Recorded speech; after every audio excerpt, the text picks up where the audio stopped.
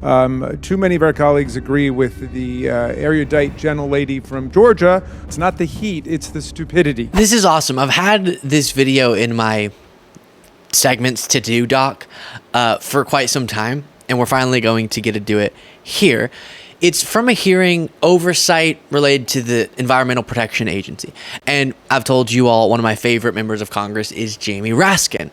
And he gets to contrast his knowledge and his insight against, well, Marjorie Taylor Greene, not one of my favorite members of Congress. And has a little back and forth with her, which is interesting to see. And I love when Jamie Raskin adds a little bit of sass, as he does in response to Marjorie Taylor Greene. You saw, if you're watching on YouTube, some of that in the coming up part.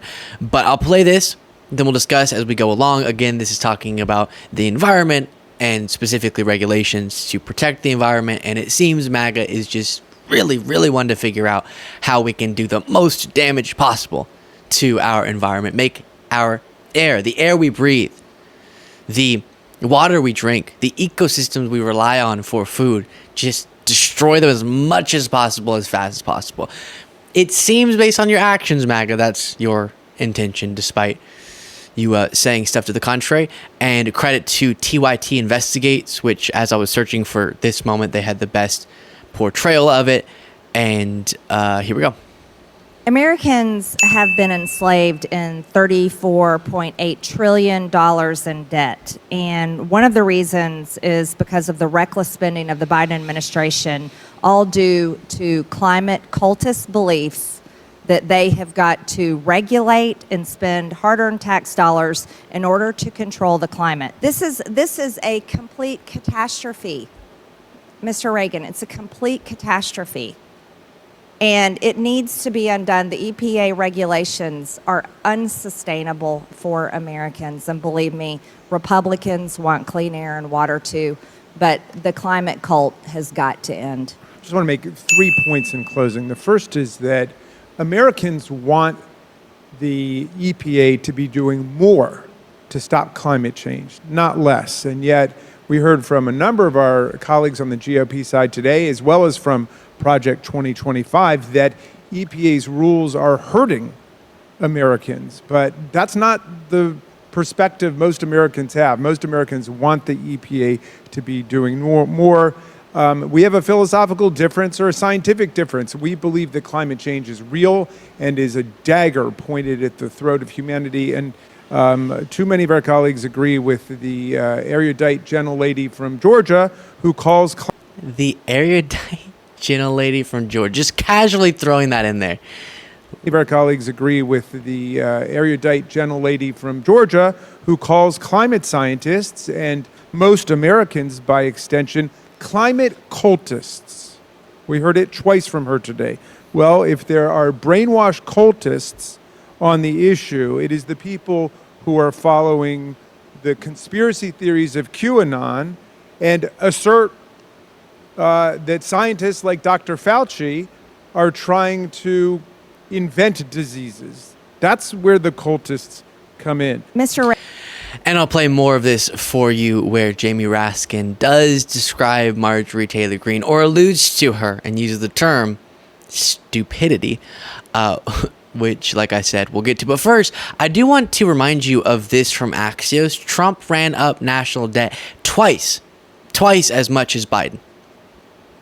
And you can see here, the response generally will be, oh, that's just because of the pandemic. Exclude the pandemic. Exclude the COVID relief. And you have Trump still adding twice that of Biden. And so what that was for was far too much of pushing wealth in the direction of those who already have so much. His massive tax cuts for the wealthy. The debt that has been increased under Biden, at least you can make an argument it's less, and an argument for why it's such valuable programs like the fate of the planet, or like food for hungry people, etc. Whereas Trump, your argument is you had to run up the deficits, thus the debt, this much, so that you can give more wealth to wealthy people? That doesn't make any sense. You promised that these tax cuts were going to stimulate the economy so much that you were going to be paying down the debt, as he's now promising to do. So when she brings up, I remind you of this because when she brings up the whole, we're in a debt crisis, which that's up to interpretation, but we've accumulated a lot of debt, true, because of Biden, when Trump added more to the debt than any president in American history.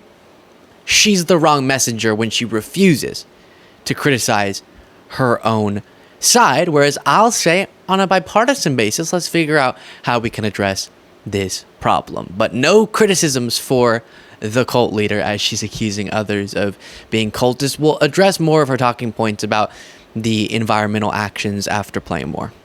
The rules that you are imposing, this is going to crush Americans' ability to even be able to afford a car and send us back into the time before people could afford cars. And I can't even imagine that. Thank you kindly, Mr. Chairman, and thank you to Administrator Regan for joining us here today.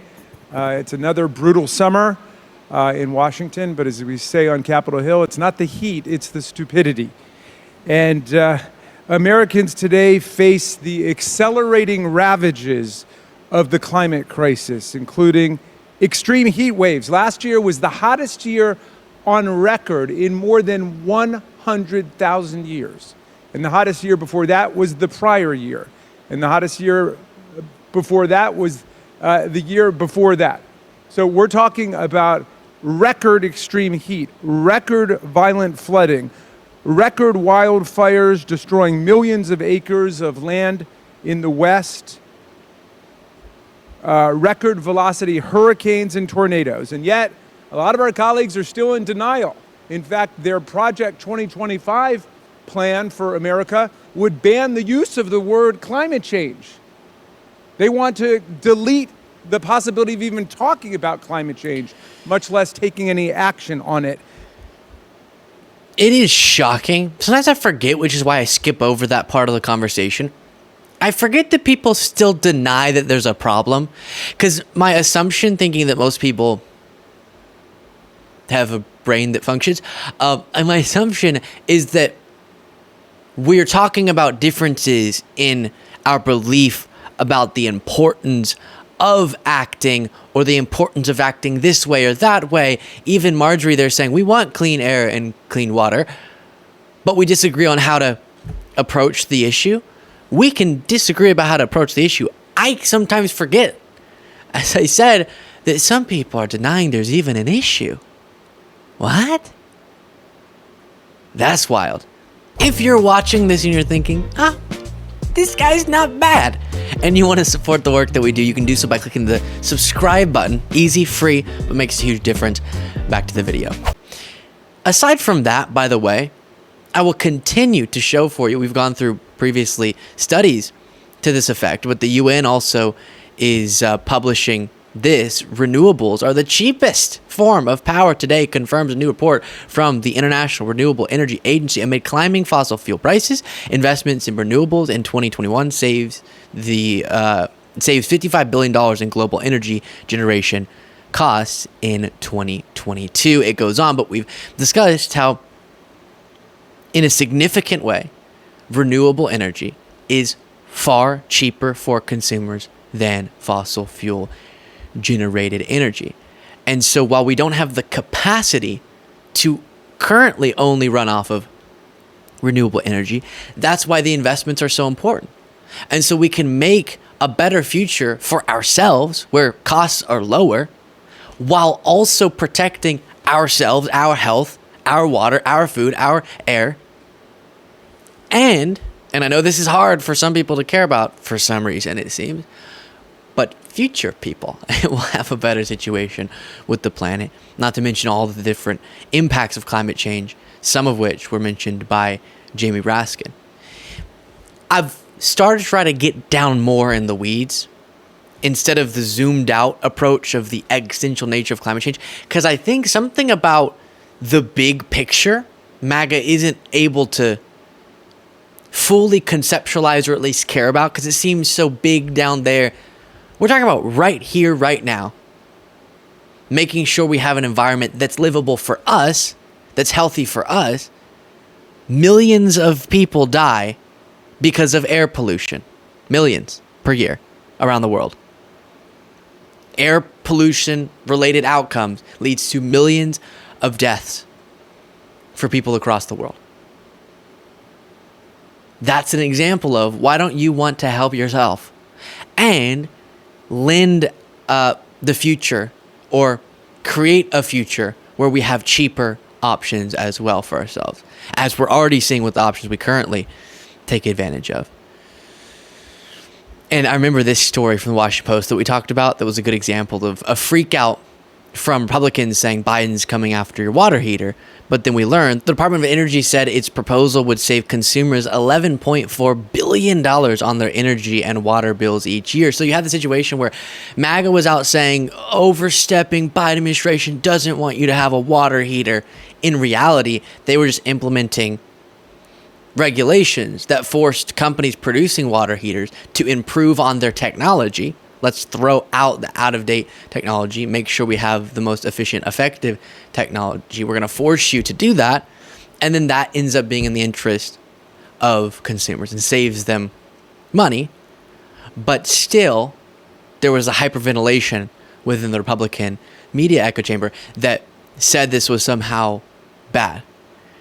And we've heard the same thing about gas stoves, even though the sorts of regulations they were implementing were in the interest of you not breathing in your house, okay? In your own home, breathing in toxic emissions that come out of your gas stove. Seems like something the government should be concerned with. And then I'll again note, I don't have it up for you in this segment, but we've reviewed this before as well. You have all these stories of the type of deregulations that the Trump administration was doing, the type of deregulations that Marjorie Taylor Greene supports, that just causes a situation clearly not that's super economically stimulating because of the facts on his economic performance compared to that of Obama's and Biden's that we've reviewed. But instead, it allows for companies to, as an example, just dump toxic substances into waterways upstream from communities. Is that really what we want to allow? And so it benefits them when we zoom out a lot and talk up here about general things because they can say, no, we don't believe you. But when you bring it right close to home, I think most people understand the importance of this. And then the long-term trajectory that good policies like the ones we've seen from the Biden-Harris administration will put us on a much better path. Let me know what you thought of all that in the comments. If you want to get extra content daily, you can do so by clicking the join button below.